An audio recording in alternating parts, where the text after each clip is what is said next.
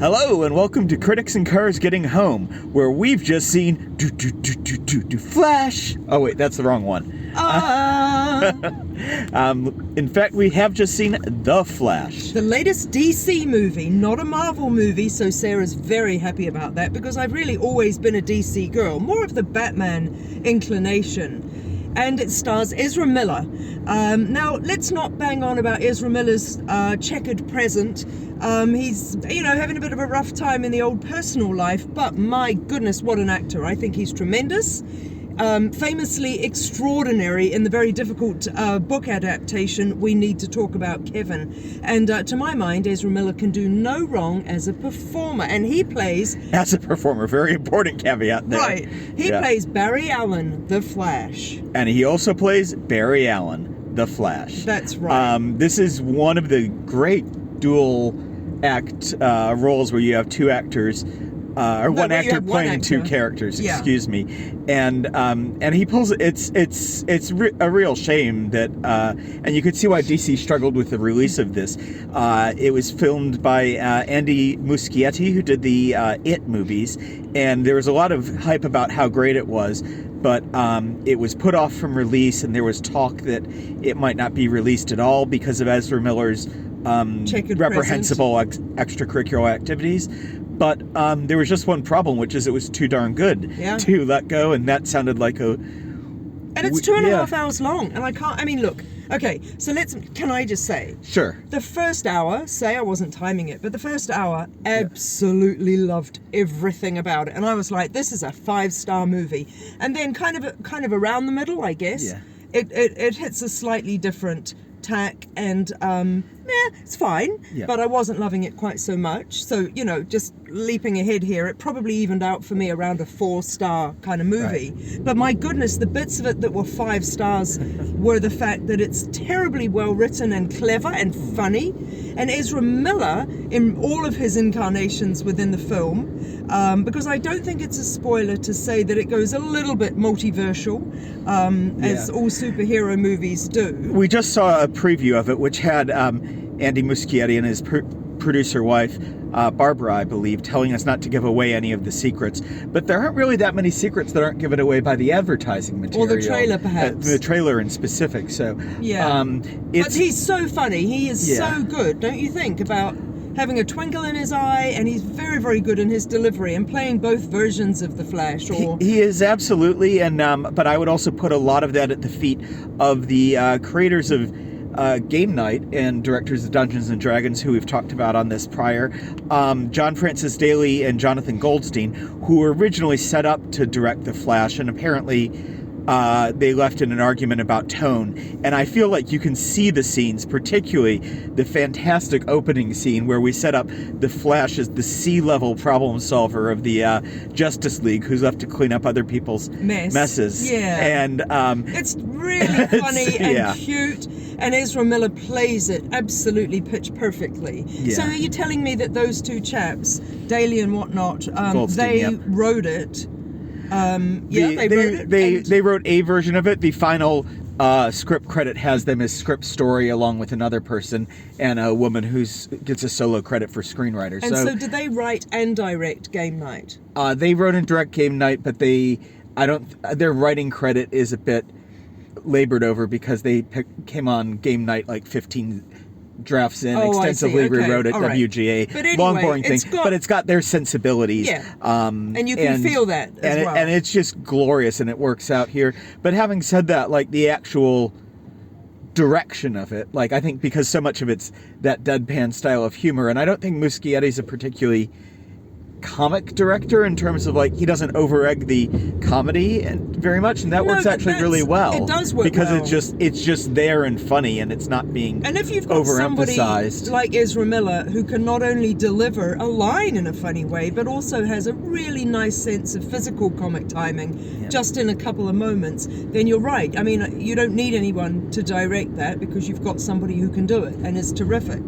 It's worth mentioning Ezra Miller and Ezra Miller being the best performers in it. I couldn't give you tuppence for some of the ordinary, and it doesn't need to be spoiled, but you know, there's a few other people from that particular universe, they're fine, but the Batmen are great.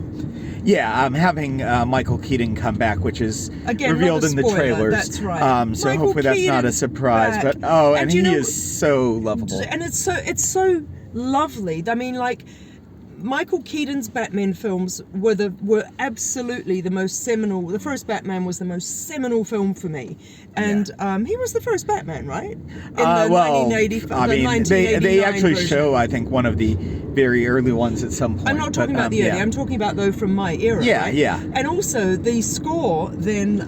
The Danny Elfman score, yes. It plays the Danny Elfman motif. The score for this movie is not done by Danny Elfman, but it's really beautiful the way that when Michael Keaton's Batman is back on, in the scenes, that the music adopts the soundtrack that accompanied those films back in the day. It's really gorgeously done. Yeah, in a lot of ways it feels like a throwback to the original Batman in terms of that 1989 Burton Batman. In terms of tone, it's not as goofy as that film. Yeah. But it does have, the swooping orchestra and some of it feels like a lot of the things that were eradicated in sort of subsequent dark and gritty superhero movies. It's almost like, superhero movies can be fun again. That's right. It's not Dawn of Justice-y dark at all. And I think the Flash, without giving away what the whole story is about, it is that classic sort of actually it's really similar in a way to the recent Spider-Verse movie, where somebody is juggling wanting to do something for their family versus the greater good, so changing the world without ruining the world, or this is very real, isn't it? He just said green light, you see. So and I found that really moving, and I found that really I felt like the emotion hit better here than it did in Spider-Verse. Now technically the second film is only half a movie, so that may play out differently in the end. And the new Spider-Verse movie, which we drove home separately from, so we didn't talk about it, is terrific. So which one do you prefer of the two?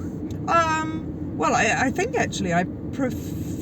Oh, that's hard, because there's aspects of this film, The Flash, that I was like, I would watch this again. I absolutely love this. He's waving you around. Whereas I'm not sure if I would watch Spider-Verse again necessarily. And yet Spider-Verse was more consistently entertaining the whole way through. Whereas there was kind of, as I say, a middle portion of this film that I can take or leave. I mean, to me it looks like the middle bit of Black Widow, the middle bit of... So have you seen Man of Steel?